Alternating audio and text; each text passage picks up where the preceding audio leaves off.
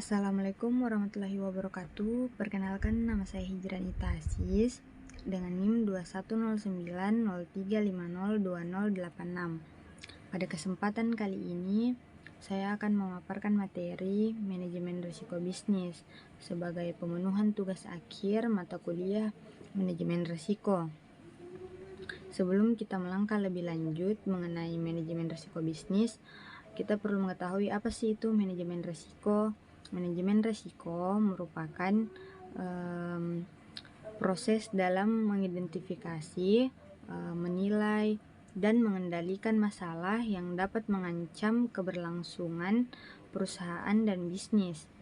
Ancaman tersebut dapat muncul dari aspek seperti krisis ekonomi, gejolak politik, kondisi finansial, masalah hukum, kecelakaan, hingga bencana alam. Adapun definisi mengenai resiko bisnis yaitu segala kemungkinan kerugian yang mungkin terjadi dalam suatu bisnis atau usaha. Resiko bisnis dapat muncul karena berbagai macam faktor seperti faktor internal bisnis, seperti keputusan strategis yang salah atau manajemen yang buruk, atau faktor eksternal seperti perubahan pasar atau peraturan pemerintah. Selanjutnya ada jenis risiko bisnis. Yang pertama ada risiko pasar, merupakan risiko yang terjadi akibat perubahan dalam permintaan atau harga produk atau jasa yang dijual oleh perusahaan. Yang kedua ada risiko kredit, yaitu risiko yang terjadi akibat kegagalan pelanggan dalam membayar utang yang telah dibuat kepada perusahaan. Yang ketiga ada risiko operasional, merupakan risiko yang terjadi akibat kegagalan dalam mengelola bisnis secara efektif, seperti kegagalan dalam mengelola sumber daya manusia, kegagalan dalam mengelola biaya, atau kegagalan dalam mengelola proses produksi. Yang keempat ada risiko keuangan, merupakan risiko yang terjadi akibat kegagalan dalam mengelola keuangan perusahaan, seperti kegagalan dalam mengelola arus kas atau kegagalan dalam mengelola utang. Yang kelima ada risiko politik, merupakan risiko yang terjadi akibat perusahaan mengalami perubahan dalam kebijakan pemerintah atau peraturan yang dapat mempengaruhi bisnis perusahaan. Yang keenam ada risiko hukum, merupakan risiko yang terjadi akibat kegagalan dalam memenuhi peraturan atau hukum yang berlaku, seperti kegagalan dalam memenuhi standar kualitas atau kegagalan dalam mengelola lingkungan. Yang ketujuh ada risiko teknologi, yaitu risiko yang terjadi akibat perubahan dalam teknologi yang dapat mempengaruhi bisnis perusahaan. Dan yang kedelapan ada risiko reputasi, yaitu risiko yang terjadi akibat buruknya citra perusahaan di mata publik, seperti kegagalan dalam mengelola krisis atau skandal. Berikutnya ada tujuan manajemen risiko bisnis. Yang pertama, membantu pembuatan kerangka kerja.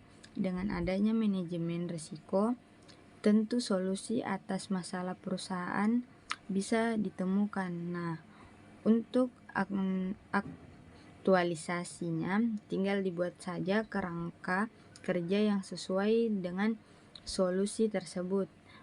Yang kedua, sebagai peringatan kewaspadaan dengan dilakukannya manajemen risiko, tentu segala hal buruk yang bakal muncul akan terdeteksi. Maka dari itu, ini bisa dijadikan bahan untuk tetap waspada dan hati-hati dalam mengelolanya. Yang ketiga, ada meningkatkan kinerja perusahaan. Membantu meningkatkan kinerja perusahaan dengan menyediakan informasi tingkat risiko yang disebutkan dalam peta risiko. Yang keempat, ada sosialisasi manajemen risiko. Membangun kemampuan individu maupun manajemen untuk mensosialisasikan pemahaman tentang risiko dan pentingnya risk management. Yang kelima, mendorong manajemen agar proaktif, bertindak proaktif dalam mengurangi potensi risiko, dan menjadi manajemen risiko sebagai sumber keunggulan, bersaing, dan kinerja perusahaan. Berikutnya ada manfaat manajemen risiko. Yang pertama, mewujudkan lingkungan yang aman bagi seluruh karyawan dan pelanggan. Yang kedua, mendorong stabilitas operasional bisnis perusahaan. Yang ketiga, membantu perusahaan dalam menghadapi tantangan bisnis. Yang keempat, melindungi perusahaan dari potensi kerugian. Yang kelima, melindungi sumber daya manusia dan aset yang terlibat dalam risiko kerja. Yang keenam, mendorong efisiensi kebutuhan asuransi. Yang ketujuh, memastikan seluruh aturan dan regulasi berjalan sesuai ketentuan hukum yang berlaku. Berikutnya ada proses manajemen risiko bisnis. Yang pertama, mengidentifikasi risiko, yaitu menentukan risiko yang berkembang dengan mempelajari faktor internal dan eksternal yang mempengaruhi tujuan bisnis.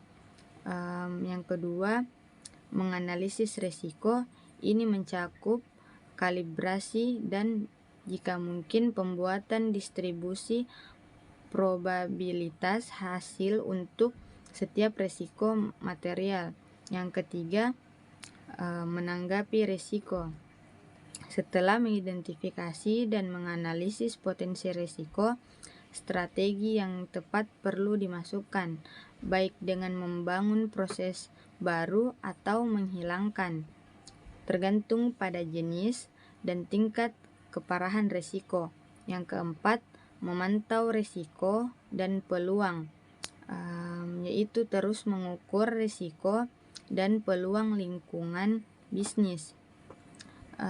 Juga terus periksa kinerja strategi manajemen. Berikutnya ada penerapan manajemen risiko bisnis. Yang pertama, menganalisa risiko. Analisa risiko dengan cara melihat seberapa besar potensi terjadinya kerusakan atau keparahan dan kemungkinan terjadinya risiko tersebut. Memahami kemungkinan terjadinya suatu peristiwa sangatlah subjektif dan lebih berdasarkan nalar dan pengalaman. Yang kedua, pemantauan risiko sangatlah penting untuk selalu memonitor proses dari awal, mulai dari membantu mendeteksi risiko dan mengukur risiko untuk mengetahui keefektifan respon yang telah dipilih dan untuk mengidentifikasi adanya risiko yang baru maupun berubah. Yang ketiga, mengevaluasi risiko. Setelah risiko diukur tingkat kemungkinan dan dampaknya, maka disusunlah urutan prioritas risiko, mulai dari risiko dengan tingkat risiko tertinggi sampai dengan risiko terendah. Yang keempat, memantau risiko perubahan kondisi internal dan eksternal. Perusahaan menimbulkan risiko baru bagi suatu perusahaan, mengubah tingkat kemungkinan atau dampak terjadinya risiko, dan cara penanganan risikonya. Yang kelima, mengkomunikasikan risiko setiap tahapan kegiatan bantuan, analisis, evaluasi, dan penanganan risiko dikomunikasikan atau dilaporkan kepada pihak yang berkepentingan terhadap aktivitas bisnis yang dilakukan perusahaan untuk memastikan bahwa tujuan manajemen risiko dapat tercapai sesuai dengan keinginan pihak yang berkepentingan. Mungkin itu dari saya. Wassalamualaikum warahmatullahi wabarakatuh.